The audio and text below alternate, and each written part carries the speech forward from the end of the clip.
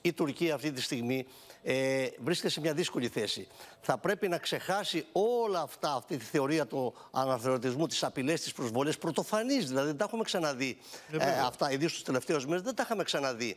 Θα πρέπει λοιπόν τώρα να προσγειωθεί στην πραγματικότητα, μια σκληρή πραγματικότητα μετά από αυτή τη βιβλική καταστροφή που υπέστη. Εγώ, η εκτίμησή μου είναι ότι ο κύριος Ερντογάν δεν μπορεί να τα κάνει όλα. Δεν μπορεί να συνεχίσει την ίδια πολιτική και από την άλλη μεριά να παρέξει κοινωνική αρρωγή και βοήθεια στους σεισμοπαθείς. Κατά την άποψή μου, θα δώσει το βάρος, θα εστιάσει στην ανακούφιση αυτών των ανθρώπων που χρειάζονται πραγματικά και για να γίνει αυτό δεν επαρκεί μόνο στην τουρκική οικονομία να υλοποιήσει αυτό το πράγμα. Θα χρειαστεί εξωτερική βοήθεια. Δεν μπορεί να τα πάρει όλα από το Κατάρ. Πόσα να πάρει από το Κατάρ. Θα πάει στη Δύση. Και εκεί νομίζω θα επιμείνει και ο κύριος Μπλίνκεν στη βοήθεια. Εξάλλου και ο Στόλτεμπεργκ το είπε εμέσως ότι τώρα με αυτή την αλληλεγγύη που σας δείξανε πρέπει να αλλάξετε λίγο την ατζέντα.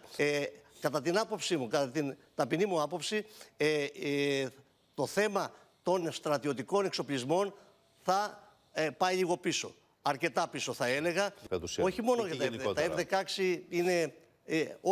η Τουρκία έτρεχε 600 στρατιωτικά προγράμματα. Ναι. Εθνικό άρμα, εθνικό αεροσκάφος και το καθεξής. Όλα αυτά βλέπω να... όχι να ακυρώνονται, να αναβάλλονται ή να πηγαίνουν πίσω. Που σημαίνει αυτό για μας είναι μια ευκαιρία ειρήνευσης της κατάστασης και από την άλλη μεριά, κατά την εκτίμησή μου, θα πρέπει να χτίσουμε την αποτροπή που αρχίσαμε. Να μην πούμε, επειδή η Τουρκία δεν πάει έτσι, άρα τα αφήνουμε, όπως κάναμε 15 χρόνια που δεν αγοράζαμε τίποτα. Λοιπόν, να χτίσουμε την αποτροπή, διότι η αποτροπή φέρει την ειρήνη. Άρα λοιπόν να συνεχιστεί το πρόγραμμα και παράλληλα να τίνουμε χείρα φιλίας προς την Τουρκία, ούτως ώστε να μπορέσουμε να έρθουμε σε μια κατάσταση που η Τουρκία θα σκεφτεί πώς λειτουργεί η αποτροπή. Ότι αν κάνω κάτι, το όφελος θα είναι πολύ λιγότερο από τη ζημία που θα υποστώ. Έτσι λειτουργεί η αποτροπή. Να συνεχίσουμε την αποτροπή σε αυτό που είμαστε, χωρίς να είμαστε, που δεν ήμασταν μέχρι τώρα, επιθετικοί, προσβλητικοί κλπ. Όπως έλεγε η Τουρκία.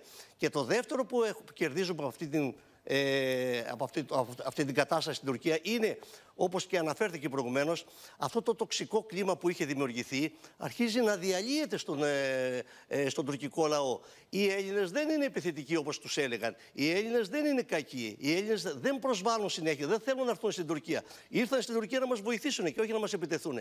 Άρα λοιπόν πώς θα τα ξαναφέρει αυτά ο κ. Ερντογάν? Δεν μπορεί να ξαναφέρει οι κακοί Έλληνες. Τι κακοί Έλληνες? Εδώ διαβάζαμε στα tweet ότι εμείς τους απειλούσαμε ότι θα έρθουμε βράδυ και αυτοί θα είναι μέρα να μας βοηθήσουν.